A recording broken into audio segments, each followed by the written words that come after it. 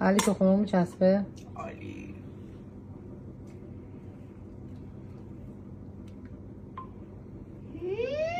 میبینم که داری لبخند میزنی. بی قرآن دادی من اونجا دیدم دوش لبخند میزن. به خدا انگار این دوست دختر داره. فکر میکنم این دوست دختر داره. بگو به قرآن مجید بگو. به قرآن مگه تو دوست دختر داری؟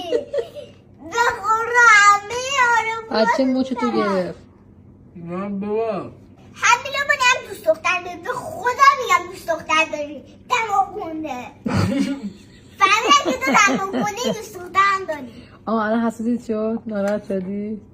نه خیلی دو همه در حال خوردن الان دوست دختر که گرفتی.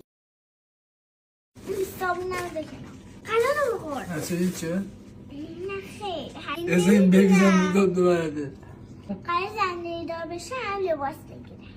دقیق برم بگو اوکیه؟ فکر میکنم این همه دوست دختر داره. فکر میکنم